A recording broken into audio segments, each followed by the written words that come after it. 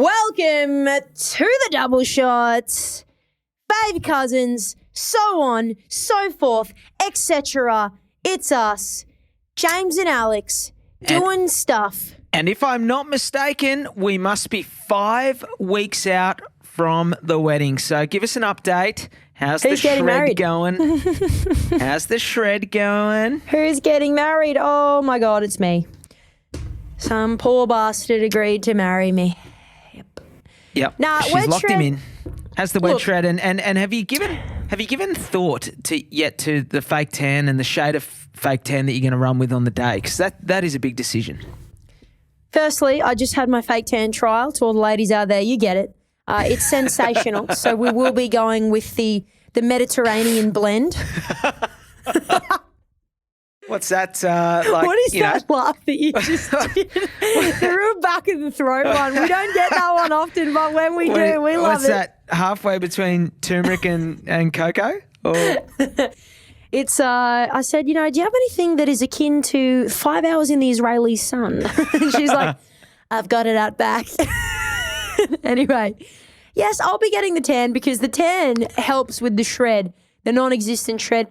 Look, no one seems to care too much about the shred, so I won't take too much time on it. But I'll tell you, I've quit bread, and it's been for about 5 or 6 weeks now, like proper bread, and it's actually really good. I just feel a little bit better, but placebo probably plays into that as well. So yeah, I'm away next week. I'm overseas next week for a little pre-honeymoon, pre-wedding hiatus. Ooh, who knows? Little jaunt. So I just want to. Unlike you, I just want to let people mentally prepare that it will not be me here next week. We might have to get Schmitty the call up. And correct me if I'm wrong, first overseas trip for you since 2019, I imagine? Since like a bucket load of time ago. Jeez. I mean, I went to New Zealand last May. Oh, okay. That's technically overseas. You go through international borders, but it's like 3 hours, it's pretty easy and fairly stress-free. But yes, I'm going to New York next week. Long story. Ooh.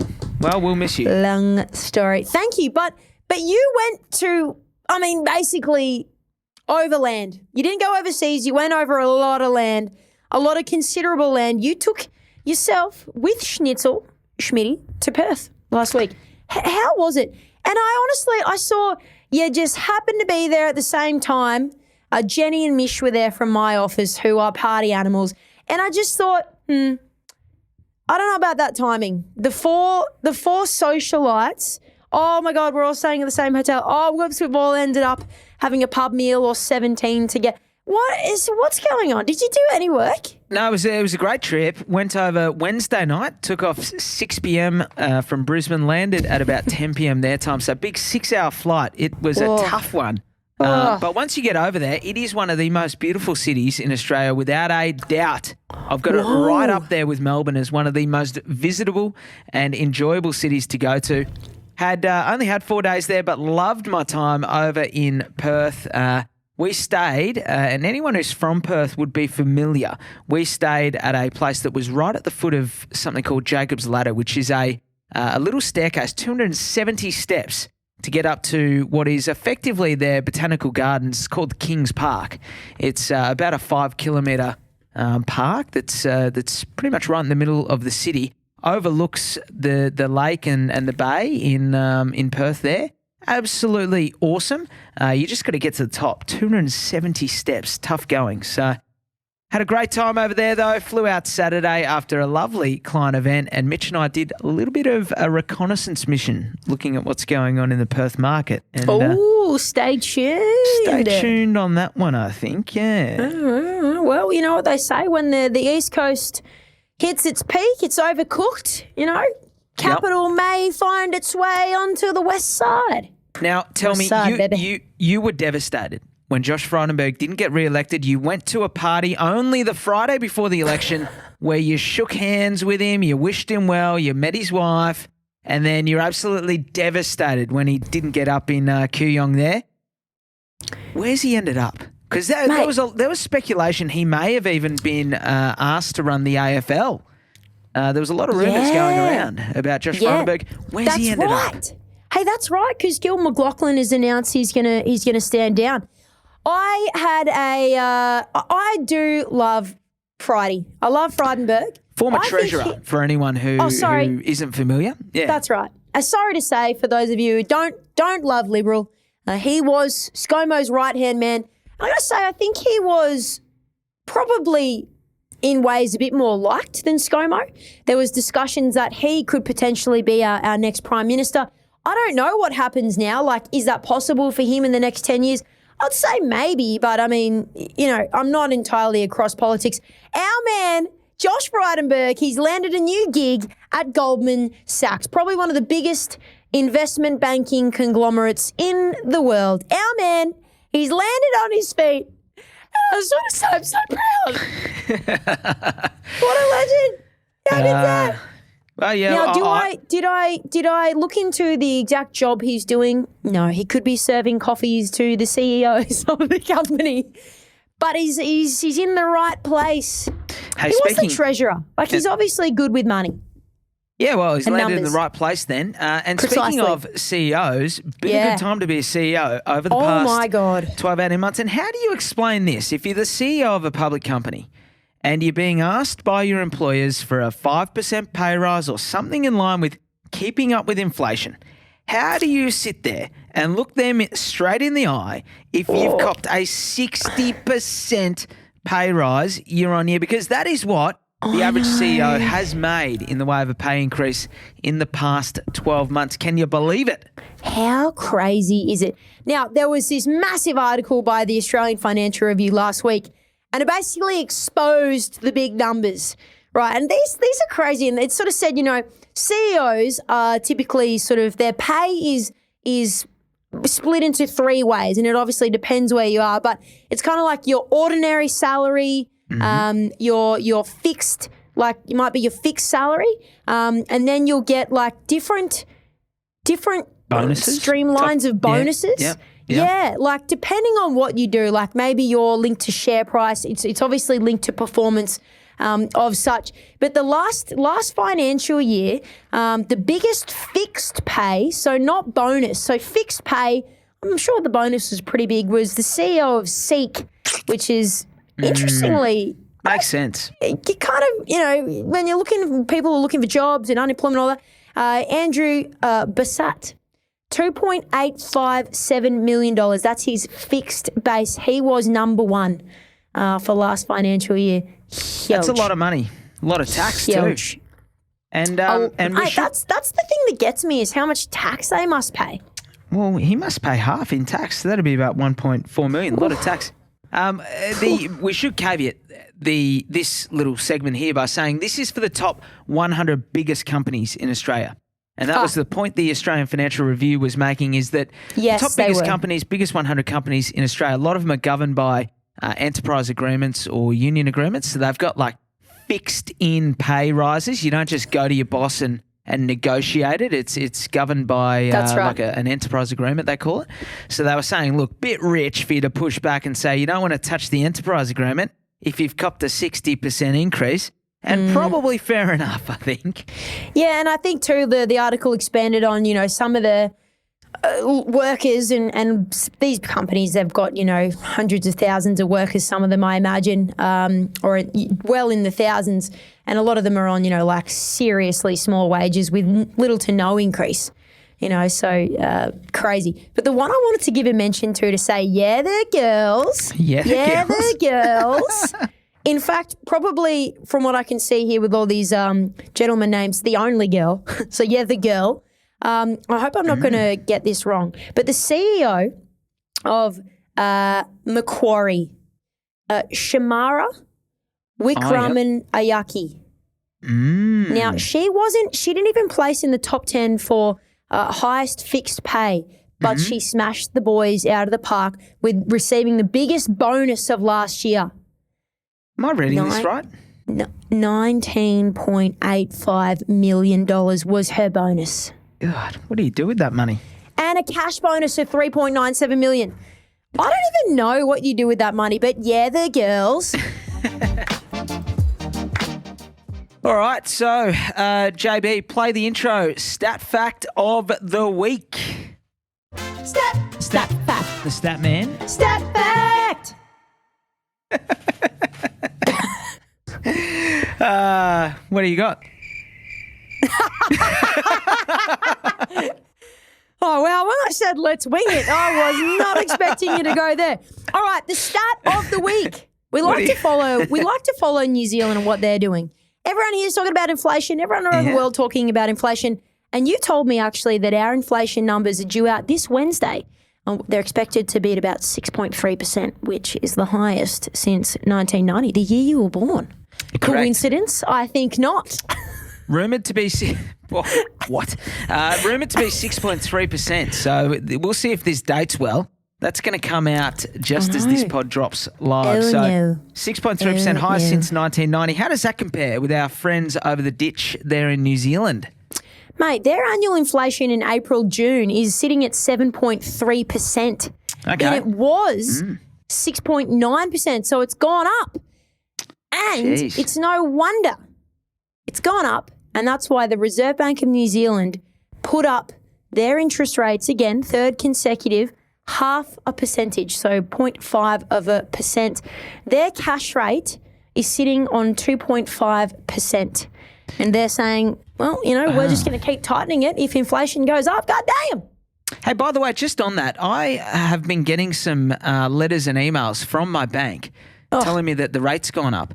And so I rang them the other day and I said, the rate seems too high because Hang got a letter from the same bank about her rate and her rate was lower than mine. I thought, why is my rate so high? So I ring them up and they said to me, it's because you borrowed 90%. I said, that was 5 years ago. I said, the house is worth way more.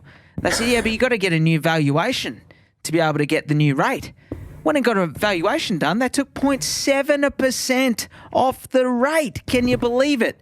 All because it put me into a new loan-to-value ratio. So little hack for anyone out there, worth getting a valuation done, particularly if you're in some of those markets like Sydney, Melbourne, Brisbane, Adelaide, Perth, where you've seen quite a bit of growth, probably more than 10% in the past 12, 18 months, could give you a significant saving to your interest rate.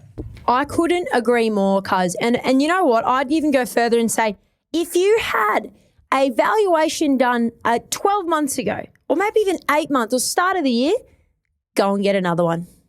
Agreed. Go and get another one. Because even if it's 50 grand that's recognised and it's a different valuer, it could end up being like 100 grand. It's a serious change to your loan to value ratio, which in turn could save you a bit of millay. I like that little hack. Agree. I like that little hack. On the shelf, thanks, they say. On the shelf. That's what Central I said. Equity. Yeah. Talk me through this one. Okay, this was, I put a little headline on the shelf, thanks, mate.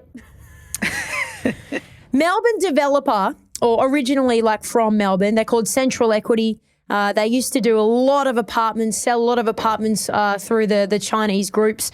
Back in the day, they were the OG, the original of that type. They've also gone into land development and whatnot. They did buy a site on the Gold Coast a couple of years back with plans to build a $500 million apartment tower in Surfers Paradise.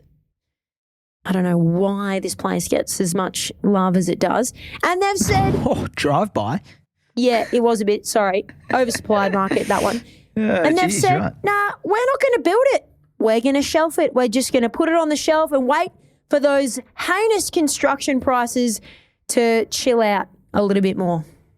And the article went on to say that it will be the first time in 35 years and 85 projects that Central Equity are not going to develop a project. So that is a long time. Obviously, they are a little bit, and they've gone as far as to say it's a industry resource issue, not so much the cost, but the time that it's going to take to build it, that they're saying we're going to cool the jets and just hold off.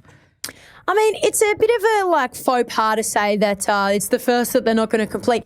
They will probably complete it. It's just a delayed completion by the sounds of it. Need I say, cuz, you and I went into a land estate a couple of months back.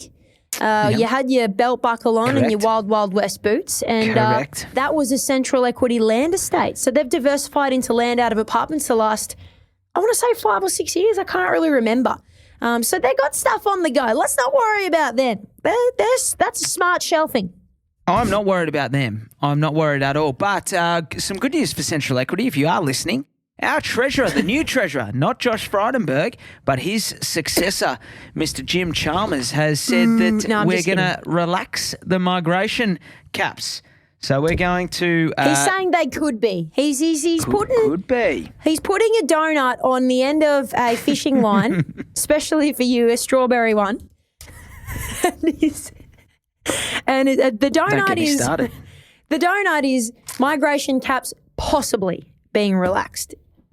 Well, if you speak to any builder or even mining-related company at the moment, there is an absolute strain on resources. 3.5% unemployment, lowest it's been in 50 years. There's a lot of steam now coming out of the businesses saying we need people because at the moment there is literally not enough people for the jobs. There's 480-something thousand job vacancies today, and there's only about 480,000 people unemployed. So the numbers just don't stack up. We have, in addition to that, I found this out in doing some research for this here podcast. Australia's received 1 million visa applications since the pandemic started. That is the waiting list of people trying to get into Australia. Up? That's a bit rude, isn't it? Hurry up. Well, People knocking on the door, open the and door. for a bit of context, the Australian population grew by about 2 million in the 5 years from 2016 to 2021. 1.25 million of that 2 million people increase was from overseas migration. We've got 1 million just waiting to get in. They come in the next 12 months if they could. They reckon that the average time for the median short-term skilled visa takes 83 days to finalise, and in March it took 53. Unbelievable. Something wrong. I do wonder though, and what do you wonder? I'm going off script here. What keeps you up at night? Well, I wonder if the government's thinking this. Bit of a conundrum. Do we keep borders shut and risk hyperinflation from wage growth? Because the Reserve Bank has gone as far as to say we don't want to see people getting more than a 4% pay rise because it's going to mean that we can't get inflation under control because you're just going to pay them more and they're going to spend more and it'll just keep going. Or do they open up the borders, perhaps keep inflation in check, but probably see house prices and rents surge again because where are they going to live? I don't know if you're hearing it in Adelaide. I've got to say, it was the number one theme over in Perth whilst I was over there in the past week. They've got a rental crisis over there. There is just not enough houses. So you'd have to be a little bit concerned if you're government because you bring all these people in, where are they going to live? And maybe that's something that's holding back some of the million who've registered for their visa. They can't find somewhere to live. I'm sure because we fly by the seat of our pants and we have a bit of fun, but I'm sure there is a bit of method to the madness of the delay. So, tongue in cheek, it's probably got something to do with that. And I guess rounding out to that, the resources sector, we spoke about the fact. I think it's the 6th biggest employer. Talk us through the little, very, very well put together, colourful graphic, by the way, that you flicked around. Not sure who put that together, but it was a very, very good colour graphic of the whole of Australia broken up into little colour codes. Talk me through this one. I just threw it together in Canva, cuz. Oh, Canva. Nice. No. This was published in the Australian newspaper. A professional did it. Okay, so basically what they've done is they've used a bit of colour coordination, all of the mining and energy projects around Australia, state by state and or territory, and they've said we've got 60 new projects, 41 expansions, 5 reactivations committed and or likely to proceed, and that is between now and 2027.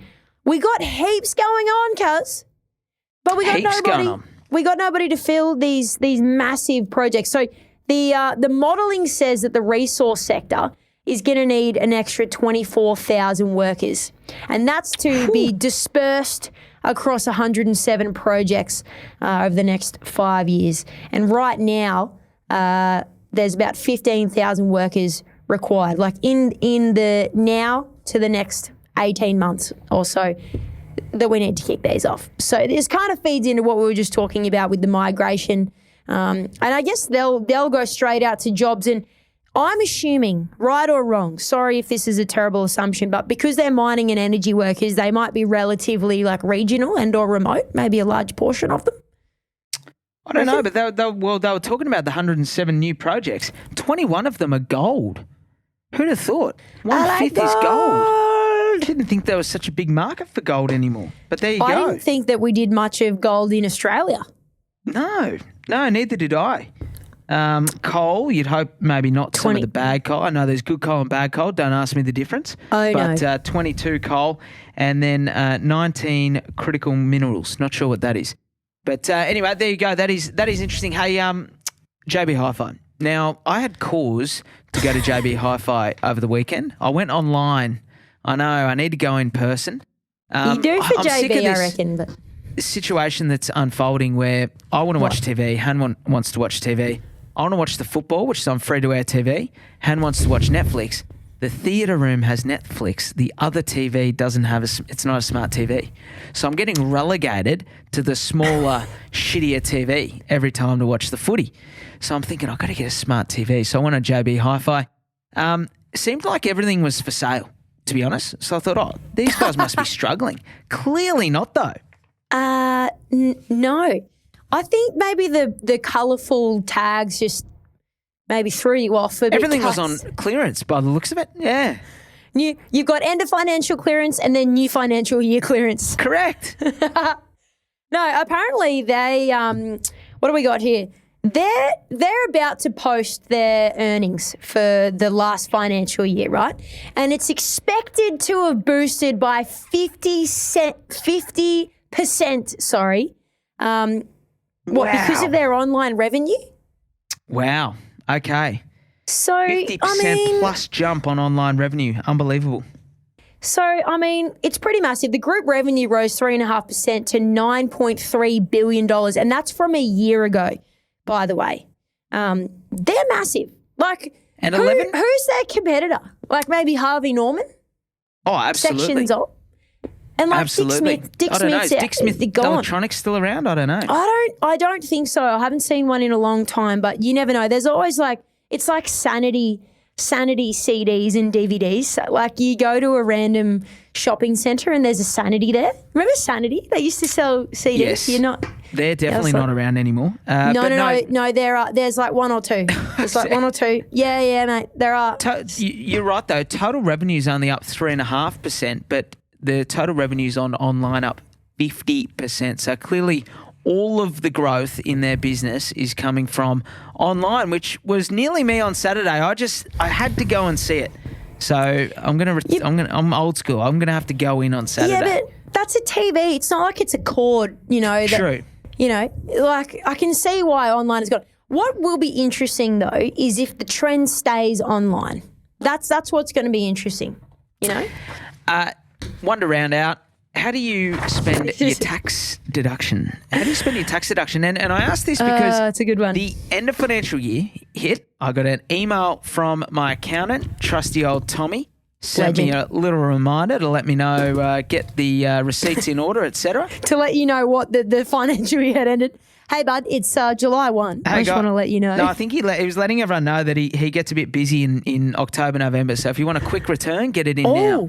Oh, shiz, yes. Anyway, the Australian Investor Sentiment Report has come out, and that is a government report that tracks what people, do and feel about money. And they've asked them, what do you do with your tax return? They've broken it up by male and female and in different age groups. The 5 options, rather, being to treat yourself, option number 1. Basically you with your TV on the weekend. Yeah, maybe. Option number 2, use it to pay the day-to-day living costs. Number 3, invest it. Ooh, smart. Number 4, pay off debt. Or number 5, save it. What category do you say you fall into? Oh, you know what? As I'm doing this, is what I'm guilty of the last 4 or 5 years.